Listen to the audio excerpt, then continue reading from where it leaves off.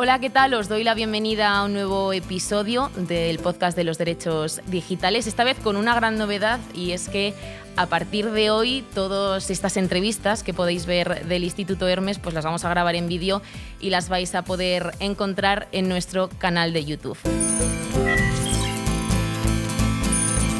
Hoy tenemos con nosotros a Luisa García, socia de Llorente y Cuenca, para hablar de uno de los temas que va a condicionar, ¿no?, y que va a marcar mucho el futuro en los próximos años, como es el español en la inteligencia artificial.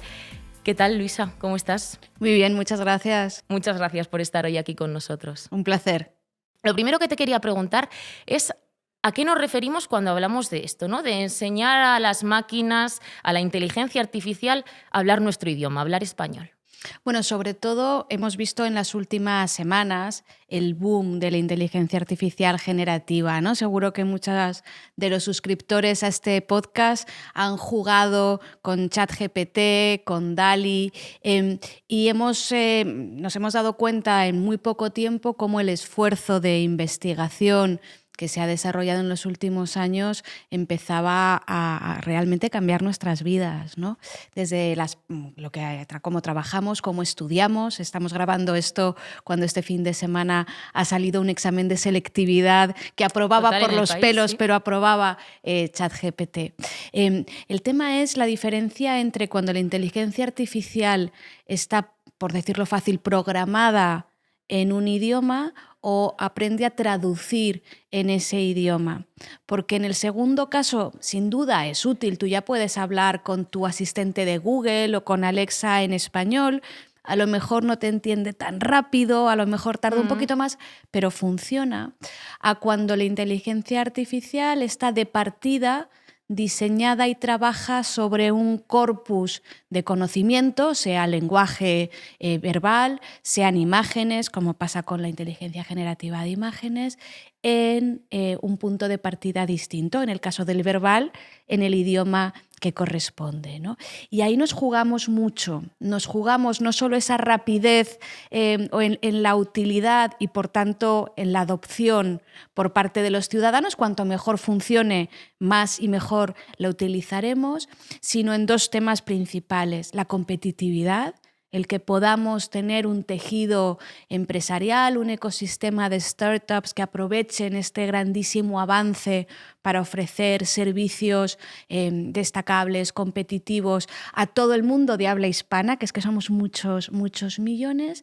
Y luego en lo que trabaja el Instituto Hermes, como sabéis bien, que es todo el tema de qué derechos o libertades civiles pueden estar en riesgo si no los protegemos bien, o al contrario, cuáles tenemos la oportunidad de proteger mejor y de ampliar a toda esa comunidad hispanohablante. Lo comentabas tú ahora mismo, ¿no? A veces cuando hablamos con estos altavoces inteligentes o incluso pues, con los chats, ¿no?, de atención al cliente, a veces fallan, a veces no nos entienden del todo bien.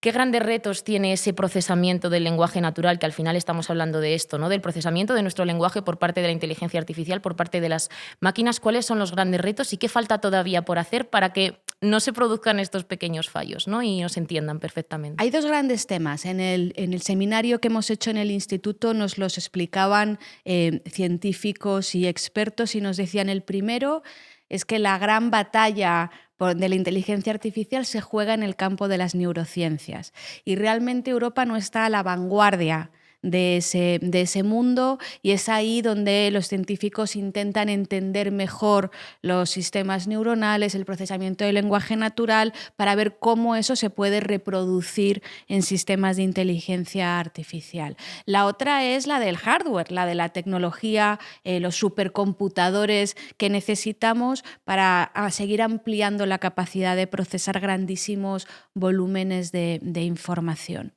Pero partiendo de esos dos grandes bloques, hemos llegado a un tercero, que es una de las recomendaciones fundamentales del grupo, que está bastante alineada con la estrategia española de la Secretaría de Estado de Inteligencia Artificial, que es la necesidad de trabajar en sistemas abiertos, los open source.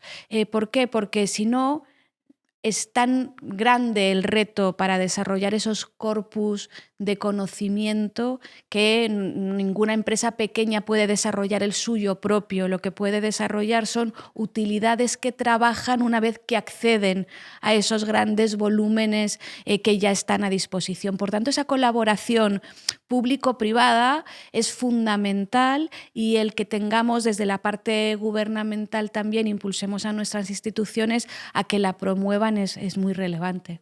Sabes que en este podcast, Luisa, siempre hablamos de la importancia que tiene proteger y defender y también divulgar y hacer pedagogía sobre los derechos digitales. En este tema, ¿no?, del que estamos hablando hoy, del español en la inteligencia artificial, últimamente se ha acuñado un término que son los derechos lingüísticos, ¿no?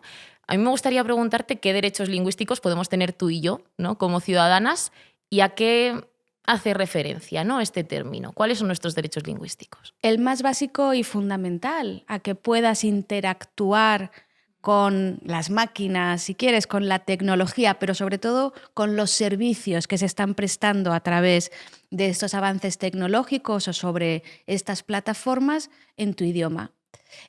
Hablamos mucho de cómo intentar estrechar la brecha digital para que no suponga diferencias en el ejercicio de los derechos y libertades de los ciudadanos, pero podemos incluso hacer esa brecha más grande si, además de tener acceso a la tecnología o de ese acceso ser determinante, resulta que si no hablas inglés o si no hablas alemán, puedas solo acceder a una serie de servicios o de ventajas, ¿no?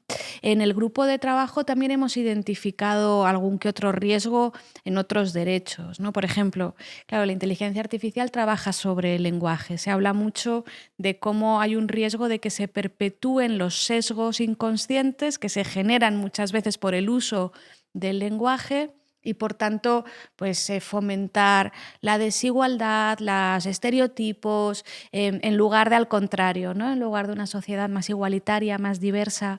Ese es uno de ellos. El lenguaje en español maneja de manera totalmente distinta el género a cómo lo hace el idioma de género único, por ejemplo, Claro. el inglés, ¿no?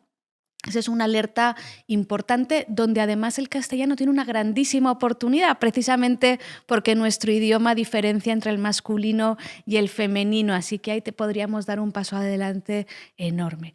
Y hay otro tema muy relevante, que es todo el tema de fake news, ¿no?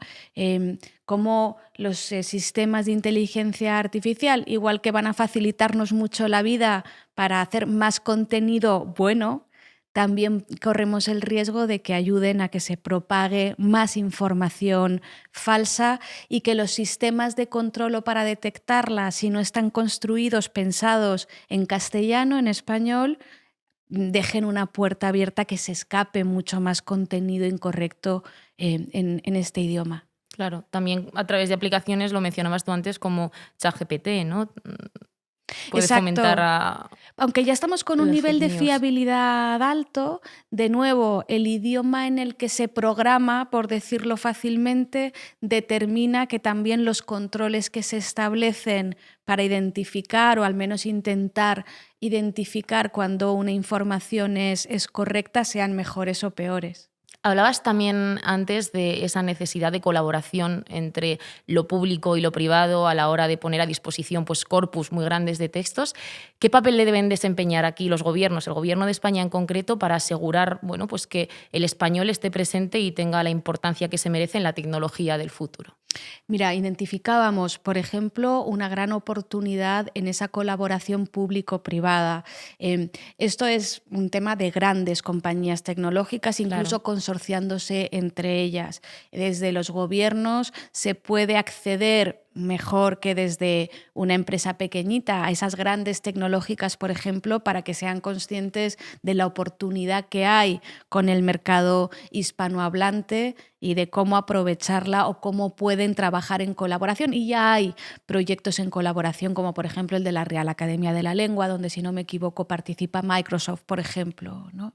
El otro es cómo nuestra regulación promueve e incentiva esos sistemas abiertos, para que que todo el ecosistema de startups pueda acceder a esos corpus de conocimiento.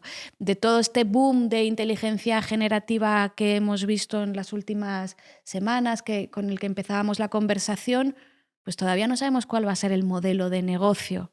Entonces, ahí de nuevo aparece un gran reto regulatorio donde sabemos que la Unión Europea tiene una función muy destacada y que los mecanismos de legislación que aprueba la Unión Europea luego son modelo de otros muchos en otros entornos geográficos, para saber cuánto de ese desarrollo debería ser de acceso público, cuánto puede ser y debe ser un modelo de negocio como el de tantos otros servicios basados en tecnología.